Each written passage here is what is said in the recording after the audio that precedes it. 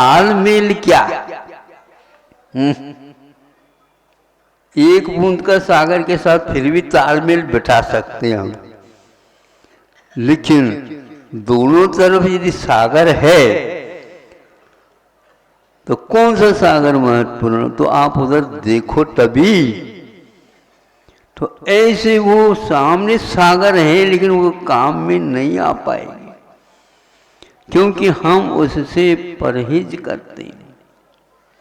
ऐसी साधन सामग्री रख रखी है। यह तीनों का मिश्रण अनुपात एक सा होकर के भी विष उगाड़ता। देखो क्या बोलते हैं, कई लोग बोलते हैं ना, भैया उनकी वाणी में तो विष उगलता है। अरे भैया उनके मुख से तो अमृत झरता है, झरता है, झरता है। कितना अंतर है ये। दोनों मनुष्य, दोनों संगी, परिणाम बिल्कुल रिजल्ट भिन्न भिन्न आ रहा है। तो क्योंकि भीतर परिणाम होता है उसी के अनुसार बाहर परिणाम आ जाता है। तद्भाव परिणाम है। एक सूत्र और ले लो, इन दोनों के साथ अध्ययन करो कि ऐसी भी चिकनाट है जिसके द्वारा घड़े के ऊपर एक बूंद भी नहीं ठहरती, मिट्टी की घड़ी। ऐसा क्यों? तो यूं। और एक जो मिट्टी की घड़ा बन रहा है और ऐसे यदि उसको तपा दी जाए तो क्या हो, उसमें से एक एक बूंद टपका दिया और सब सूख करके रह जाएगा। ऐसे हमारे परिणामों में विचित्रता है। इसको समझेंगे तो हमारा बीता विज्ञान सार्थक होगा। नहीं है तो वह रसायन शास्त्र तो है ही, पदार्थ विज्ञान संसार में भी पढ़ाया जा रहा है और हमारे तत्वार सूत्र में भी रसायन का ज्ञान कराया जाता है, क्योंकि उसके बिना हम जीव विज्ञान को समझ नहीं सकेंगे। अजीव पदार्थ है ना, तो ये स्निग्ध रूक्षत्वाद बंध है, ये उसी में आ जाता है। महाराज अपने यहाँ भी पदार्थ विज्ञान है, हमारे यहाँ तो पदार्थ विज्ञान है वह अन्यत्र कहीं भी नहीं मिलेगा। इसका कोई पार नहीं है। स्निग्ध रूक्षत्वाद बंध का जो लक्षण बनाया बताया, इसी के माध्यम से विज्ञान भी काम कर रहा है। दो तीन सूत्र ऐसे हैं इंजीनियरों को वह हिला देते हैं, हिलाने की क्षमता रखते हैं और उसके उत्तर कहीं भी नहीं मिलेंगे, वहीं के वहीं सब मिलते चले जाएंगे। कोई भी नहीं सोच सकता है कि घी और शक्कर और शहद तीनों मिलने के उपरांत विष बन सकता है। सोचने की बाहर है सब। लेकिन प्रकृति के अनुसार, प्रकृति तीनों की मीठी होते हुए भी वह अनुपात के कारण जहर बन जाता है। इसलिए आप लोगों की कहावत है ना, भैया ज़्यादा मीठा मत बोलो, नहीं समझे? ज़्यादा मीठा भी मत बोलो, क्योंकि ज़्यादा मीठा हो जाएगा ना मुंह कड़वा हो जाता है। ये उसका फल आपके सामने बता रहा हूँ। सुबह से लेकर के शाम तक मीठे का चरवण करते हैं, नहीं समझे? भूल करके भी कोई कड़वी चीज आ न जाए। अब हम पूछना चाहते हैं, सुबह उठते ही देखो मीठे का क्या परिणाम हुआ। बोलो, साफ साफ बोलो, नीम की डंठल चबाते हुए बोलो। क्यों सुबह सुबह ये क्या चरवण कर रहे हैं गैया जैसे? नहीं महाराज, इसके बिना बत्ती से क्लीन नहीं होती। और ये पेट को बहुत शुद्ध रखेगा। दिन भर खाओ मीठा और सुबह खाओ नीम। नीम के बिना आपका मुख अब मीठा हो नहीं सकेगा, क्योंकि वह कड़वी की परत जम चुकी है। जीविका के माध्यम से आप जीव को बाहर निकाल करके साफ किससे कर रहे? बादाम की बर्फी से कर रहे। सही बोलो, हैं? कैसे कर रहे हो? बादाम की बर्फी से कर रहे? नहीं, फिर किससे? नीम से, क्योंकि उसी द्वारा ये ठीक होने वाला। इसलिए हमारे यहाँ व्रत जो है कड़वे जैसे लगते हैं कि बहुत दिन के मीठे को साफ करने के लिए। कारण ज़्यादा समय तो लेना ठीक नहीं। आप लोग ये जानते हैं कि गृहस्थ को अर्थ की आवश्यकता है, धन की आवश्यकता है। धर्म, अर्थ और काम पुरुषार्थ का वह है। गृहस्थ आश्रम चलाता हुआ गृहस्थ इसको गौण नहीं कर सकता, किंतु गौण नहीं करते हुए भी उसको सिरमौर भी नहीं कर सकते। सिरमौर समझते हो? हैं? मोर के सिर पर क्या होता? हाँ, उसको वो सुरक्षित रखता है। उसी प्रकार धर्म को सुरक्षित रखते हुए, सिरमौर करते हुए अर्थ का यदि सहारा लेते हैं आप, तो कोई बाधा नहीं है। किंतु वह धर्म का साधन बनता रहे, यह हमेशा हमेशा दृष्टि में रहना चाहिए। अब कोई आदर्श गृहस्थ ढूंढता है, क्या करें?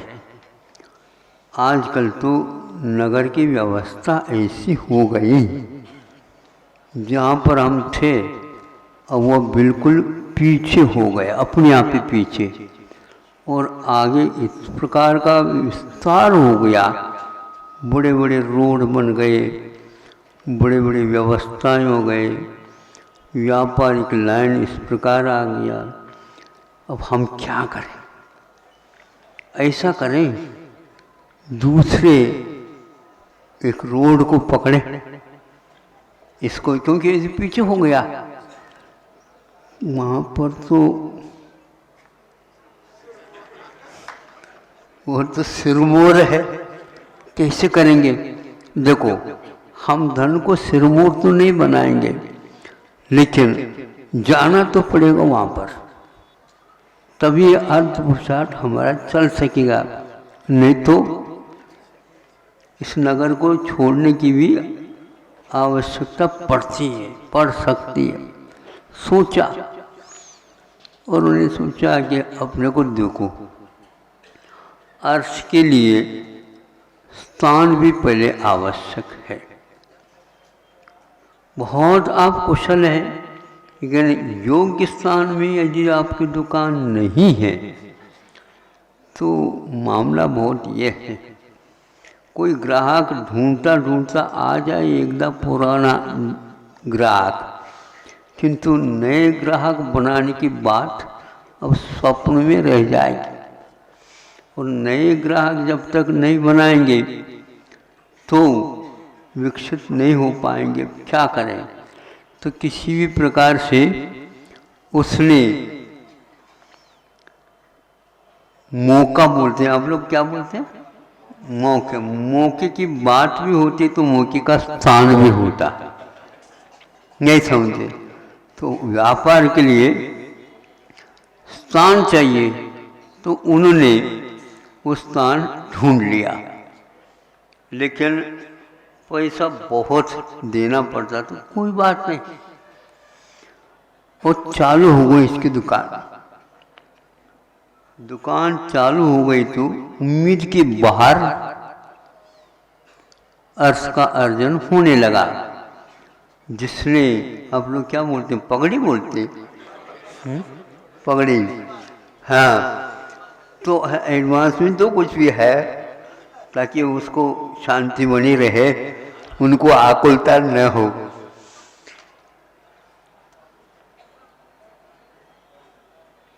तो बुला करके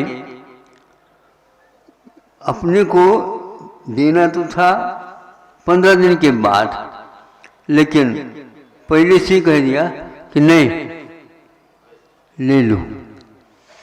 तो घर वालों ने कहा ये क्या कर रहे हो? ठीक कर रहा हूँ। आकुलता हो करके दूसरा कोई हमारे पास आ जाएगा तो मुश्किल हो जाएगा, ये बंदोबस्त करना पड़ेगा। वो कर दिया तो चर्चा हो गई घर में, भाइयों के बीच में।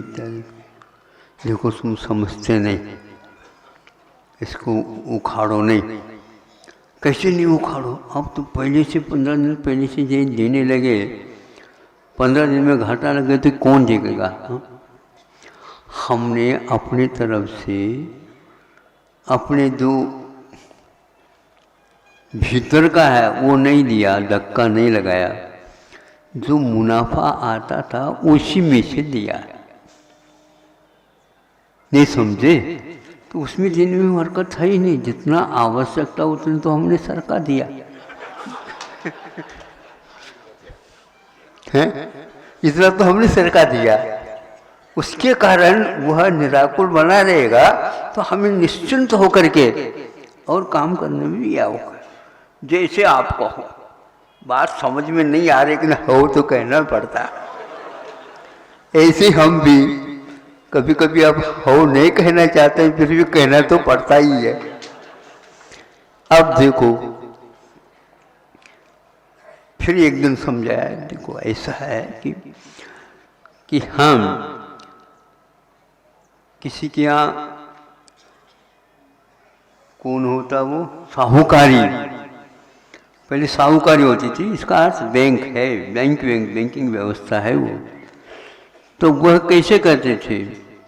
तो ऐसे ही करते थे, ग्राहकों को बनाते हुए, व्यक्तियों को सुरक्षित रखते हुए उसके लिए दे देते, लेकिन वह देने के बजाय डबल और आता था और व्यक्ति भी बना रहता था। देने में कोई बाधा नहीं होती, लेकिन हिसाब से देना चाहिए। ठीक हो। अब यहाँ पर हम लगाना चाहते हैं, ज़्यादा भी मानो देना पड़े तो कोई बात नहीं। जब आपको मुनाफा ज़्यादा हो रहा है तो वह जो दिया है जिसने दुकान आपके लिए, वह भी सोचेगा अब करंट वर्तमान में बाजार की क्या स्थिति है हमें बताओ। हमने तो पहले हाउ कह दिया, अब हम हाउ नहीं कहेंगे, आपको खाली करना पड़ेगा। आप यदि मुनाफा ज़्यादा कमा रहे हो, नहीं समझे, तो जिस आधार पर कमा रहे हो उसको देना तो पड़ेगा। हम भी यही हिसाब लगाते हैं।